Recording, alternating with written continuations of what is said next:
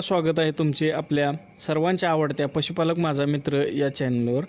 मित्रांनो, जे पशुपालक एचएफ गाय पालन करतात ते बऱ्यापैकी काय करतात की त्यांच्याकडे असणाऱ्या गायी या गाभण राहत नसतील किंवा दूध कमी देत असतील, त्यांचा फॅट कमी असेल तर ते जे मिनरल्स वापरतात ना ते बदलून जे दुसरे पशुपालक त्यांच्या ओळखीचे किंवा त्यांचे रिलेटिव्ह जे पशुपालक असतात ते जे मिनरल वापरतात ते वापरण्यास सुरुवात करतात। पण आपल्या गोठ्यातील जनावरांसाठी कोणते मिनरल्स चांगले आहे हे ठरवण्यासाठी काही गोष्टी आपण तपासणे गरजेचे असते। आता जसे की आपली गाय म्हणजे विलेली गाय आहे, तिला कोणत्या मिनरल्सची गरज आहे, किंवा आपली गाय गाभण असेल तर त्यावेळेस कोणते मिनरल्स कोणते घटक त्याला वापरणे गरजेचे आहेत हे आपण बघणे गरजेचे असते। बरेच पशुपालक काय करतात की दुसऱ्याच्या गोठ्यात जे मिनरल चालू असते आणि तेच मिनरल आपल्या गोठ्यातील जनावरांना चालू करतात, पण त्या गोठ्यातील मिनरल्सची डिफिशियन्सी वेगळी असते आणि जे दुसरा जो गोठा आहे त्या गोठ्यातील जनावरांची डिफिशियन्सी वेगळी असते। त्यामुळे या मिनरल्सचा वापर आपल्या गोठ्यात काय जास्त फायद्याचा ठरत नसतो। मित्रांनो, आपल्या गोठ्यातील गाईला कोणते मिनरल द्यावे यासाठी आपण काय बघायचे की आपल्या गायी आजारी पडत आहेत का, किंवा त्यांना वेल्यानंतर मिल्क फिवर आहे आजारास त्या बळी पडत आहेत का, किंवा त्यांचे दूध कमी झाले आहे का, किंवा त्यांची जी माजाची लक्षणे आहेत ती फुल माज दाखवत नाहीत का, त्याचबरोबर त्यांना भरवूनसुद्धा ती सारखं रिपीट होत आहेत का, अशा प्रकारचे लक्षणे बघून योग्य ते मिनरल आपण वापरले पाहिजे। यासाठी मित्रांनो, तुम्हाला माहिती व्हावी म्हणून या व्हिडिओमध्ये मी काही मिनरल्स पावडर घेतले आहेत आणि त्या वेगवेगळ्या कंपनीचे आहेत। हा फक्त तुम्हाला फरक दाखवण्यासाठी मी ह्या दोन पावडर घेतल्या आहेत। यामागे म्हणजे हीच कंपनी वापरा तीच कंपनी वापरा असं मी सांगणार नाही, फक्त त्यामधील जे घटक आहेत ते कोणते घटक काय काम करतात आणि ते कशासाठी वापरायचे असतात आणि कुठल्या मिनरलमध्ये किती येते आणि कुठल्या मिनरलमध्ये कुठले घटक कमी आहेत आणि कुठल्यात जास्त आहेत हे फक्त सांगणार आहे।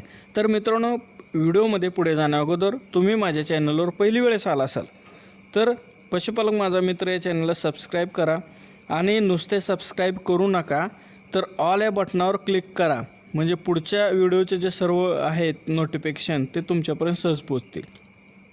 मित्रांनो, सध्या मार्केटमध्ये 3-4 असे मिनरल्स आहेत, त्याचा वापर बऱ्यापैकी पशुपालक करतात। त्यामध्ये ॲग्रीमिन असेल, CRS असेल, त्याचबरोबर एस्टमिन गोल्ड असेल, त्याचबरोबर केमिन असेल, अशा प्रकारचे बरेच मिनरल्स आहेत, त्यांचा वापर पशुपालक करत आहेत।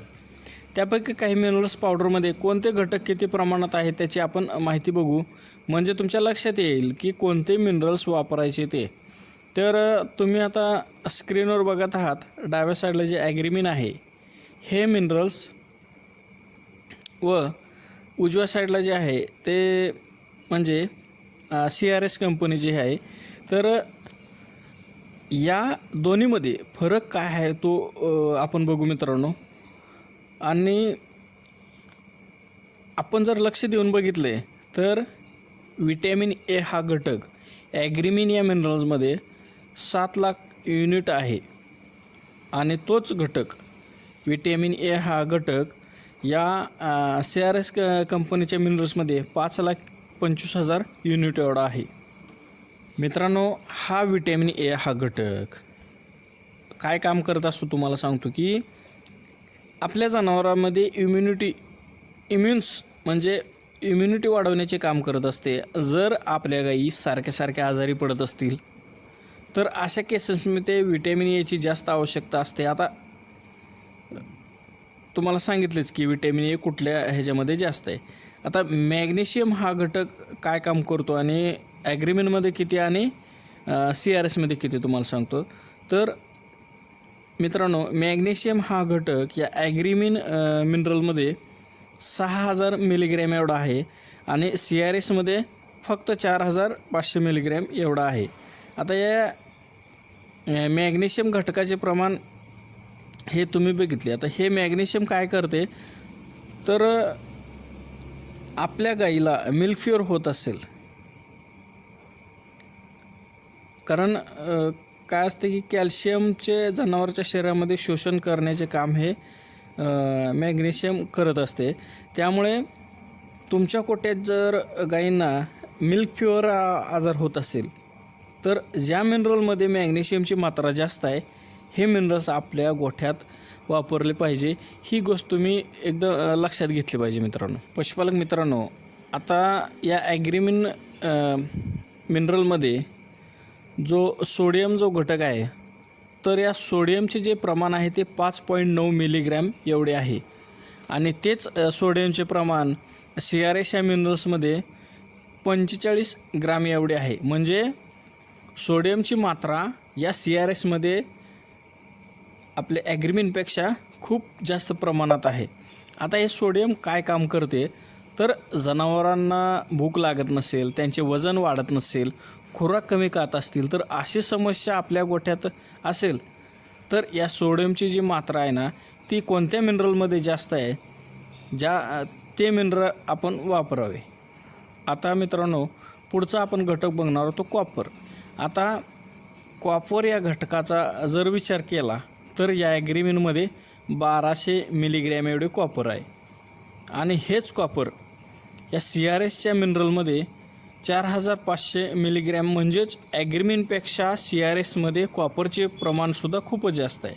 मित्रांनो कॉपर काय काम करते तर जनावराच्या शरीरात रक्त कमी असेल तर ते वाढवण्याचे काम हे कॉपर घटक करत असतो. म्हणून ॲनिमियासारख्या आजारामध्ये कॉपरची मात्रा असणारे मिनरल्स वापरावे. त्याचबरोबर जनावराला सारखी पातळ शेण टाकत असतील तर हा जो घटक आहे हा कॉपर तो ज्यामध्ये घटक जास्त ज्या मिनरलमध्ये जास्त आहे अशा प्रकारचेच मिनरल आपण अशा केसमध्ये वापरावे. मित्रांनो कॉपर अजून एक काम करते तर आपल्या गोठ्यातील जनावरांची जी स्किन असेल ती रफ झाली असेल, निस्ते झाले असेल तर त्याच्यावर सुद्धा शायनिंग आणण्याचे काम हे कॉपर करत असते मित्रांनो. त्यामुळे अशा केसमध्ये आपण कॉपरच्या म्हणजे ज्या मिनरलमध्ये कॉपरची मात्रा जास्त आहे ते मिनरल वापरायचे आहे मित्रांनो. तर आता मॅग्नीज हा घटक आपण बघू. तर मॅग्नीज हा घटक या ॲग्रीमिनमध्ये 1500 मिलीग्रॅम एवढा आहे आणि हाच मॅग्नीज घटक या CRS मिनरलमध्ये 3900 मिलीग्रॅम एवढा आहे. म्हणजे या मॅग्नीज घटकाची मात्रा या CRSमध्ये जास्त आहे. याच्यावरून तुमच्या लक्षात आलं असेल की मॅग्नीज मात्रा या CRSमध्ये खूपच ॲग्रीमिनच्या तुलनेत जास्त आहे. मग हा जो मॅंगनीज घटक आहे तो कशासाठी उपयोग येतो म्हणजे तो काय काम करतो तर जनावराच्या शरीरात खूपच थकवा आला असेल त्याची एनर्जी लेवल वाढवण्याचे काम करतो. म्हणजे फॅट व कार्बोहायड्रेट यांचे संतुलन या मॅग्नीज या घटकामार्फत होत असते. कारण फॅट व कार्बोहायड्रेट याचे चांगल्या प्रकारे मिक्सअप झाले तरच जनावरांच्या शरीरात एनर्जी वाढत असते आणि या सर्व गोष्टी योग्य प्रकारे झाल्या तर आपली गाय चांगल्या प्रकारे माझावर येत असते आणि त्या गायीची एनर्जी चांगली झाल्यामुळे तिचे जे रिप्रोडक्शन आहे त्याचा प्रॉब्लेम येत नाही. अशा प्रकारे आपण वेगवेगळ्या मिनरल्सचे ॲनालिसिस करू शकतो आणि आपल्या गोठ्यात कोणत्या मिनरलची गरज आहे ते तुम्ही स्वतः ठरवू शकतो. मित्रांनो प्रत्येक भागामध्ये ह्या वेगवेगळ्या खनिजे असतात. म्हणजे महाराष्ट्रात बऱ्याच ठिकाणी वेगवेगळे भाग आहेत. प्रत्येकाची भौगोलिक परिस्थिती वेगळी आहे त्यामुळे त्या ठिकाणची जमीन वेगवेगळी आहे असते आणि त्या जमिनीमध्ये आपण जो चारा पीक करतो त्याच्यामध्ये खनिजाची प्रमाणसुद्धा वेगवेगळे असते.